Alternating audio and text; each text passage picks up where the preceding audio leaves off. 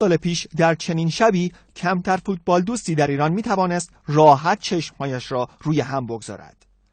مردم خیلی چشم انتظار فردا نبودند. می دانستند که فردا استرالیا نفس کشیدن را برایشان سخت خواهد کرد. فقط 10 روز تا قرعه کشی جام جهانی فرانسه باقی مانده بود. راهی که 18 ماه قبل با پیروزی تاریخی 17-0 برابر مالدیو آغاز شده بود، حالا آخر خط به ملبورن استرالیا ختم می شد. بازی پلی‌آف جام جهانی مانع آخر اما از بقیه بلندتر بود. استرالیا تیمی که 8 بازیکن آن در فوتبال بریتانیا توپ می‌زدند و تری ونبلز سرمربی آن هم سابقه هدایت بارسلونا و تیم ملی انگلیس را یدک می‌کشید. نوار 12 برد پیاپی استرالیا در بازی رفت پلی‌آف در تهران توسط گل دقیقه 39 خداداد عزیزی پاره شد. هرچند که گل دقیقه 19 هری کیول 19 ساله استرالیا را امیدوار راهی خانه کرد. حتی یک تساوی 0-0 در بازی برگشت استرالیا را به فرانسه می برد. اما ونبلز فقط به برد فکر می کرد.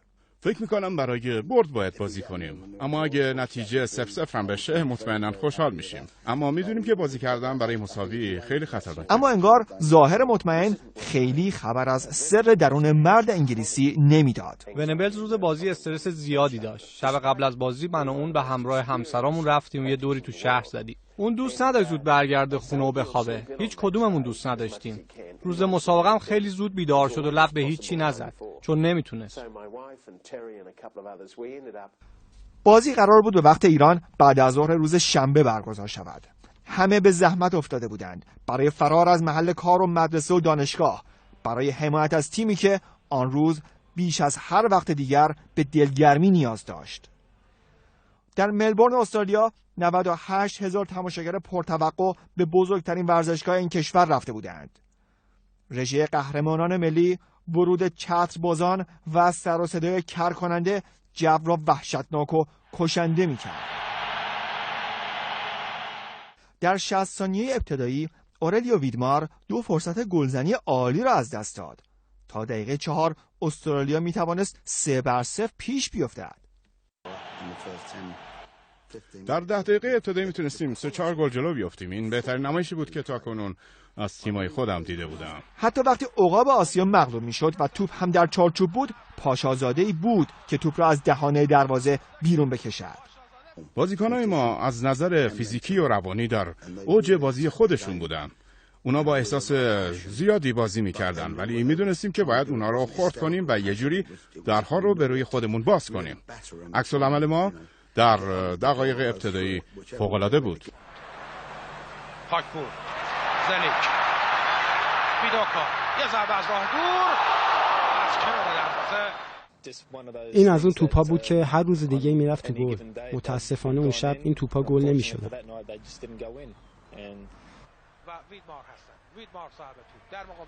بالاخره در دقیقه 32 هری کیول دروازه ایران را باز کرد.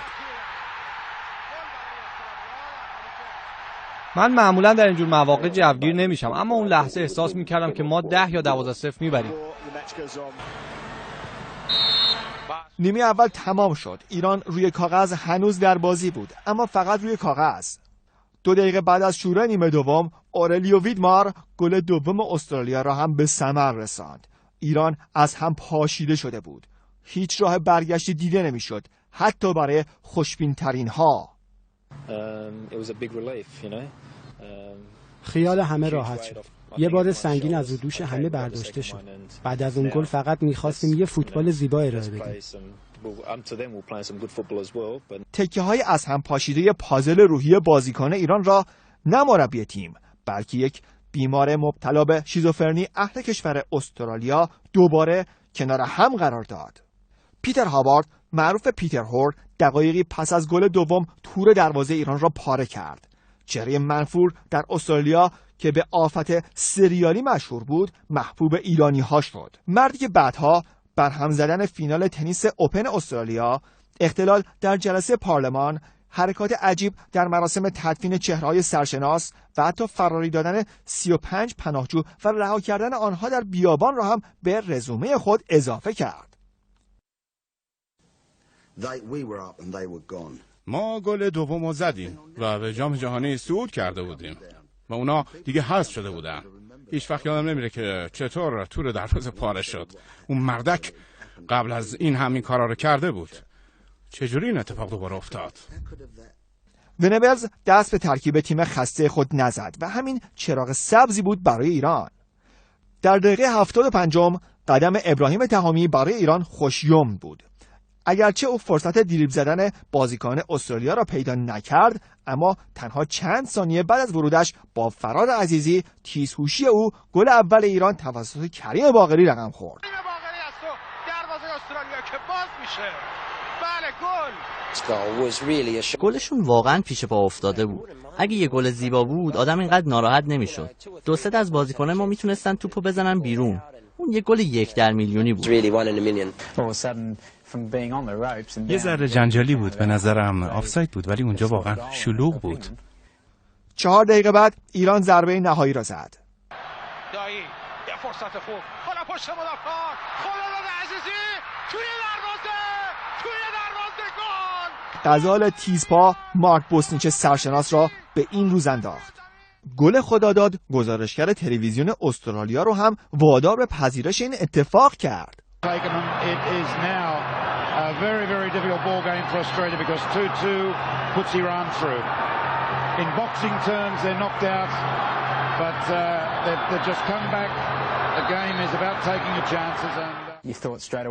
خیلی سریع اتفاق افتاد.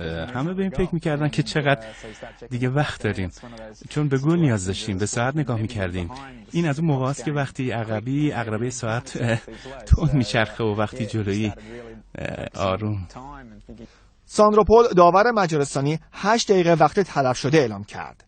زیر فشار استرالیا هر ثانیه‌اش اندازه یک عمر میگذشت. اما سرانجام تمام شد. ایران با دل و جان جنگید و مجوز حضور در فرانسه را از چنگال استرالیا بیرون آورد. گیج شده بودم. آدم گیج میشه. اولش آدم نمیفهمه چی شده، اما 1-2 روز بعد شرایط عادی تر میشه و آدم باید خودش و بقیه رو جمع جور کنه. این کار آسونی نیست، چرا که همه شدیداً ناامید شدن. بعد از بازی همه بی‌حس حال بودن. شوک، رغبت و افسردگی. من شکست 3-0 رو ترجیح میدادم. اونطوری دستم رو بالا می بردم و می گفتم که حریف بهتر از ما بوده. اما هنوزم حس می کنم که ما تیم بهتری بودیم. گریه می کردم. معلومه بعد از 90 بازی دوران فوتبالی ملی من دیگه تموم شده بود. از اون موقع دیگه بازی رو ندیدم. هیچ وقتم نخواهم. یه روز فیلم این بازی رو به پسرم میدم و میگم اینو ببین و چیزی هم ازش بهم نگو. حتی تا امروز هم هر کسی رو که میبینی هنوز راجع به اون بازی حرف میزنه. مردم هنوز یادشونه اون روز کجا بازی رو دیدن و چطور اشک ریختن و چطور بعد از اون نتیجه قلبشون برای استرالیا شکست. شاید یکی از ناراحت کننده ترین لحظات دوران ورزشی من بود. تو قلب ما رو اینجا تو استرالیا شکستی. چطور این کارو کردی؟ چطور به بازی برگشتین؟ من واقعا کاری نکردم، فقط امیدوار بودم و دعا میکردم. پدرم میگفت خدا کمک میکنه. بین 2 نیمه فقط از بازیکنان خواستم که تلاش کنن که فکر میکنم واقعا کمک کرد. مطمئنا ما خیلی خوشحالیم.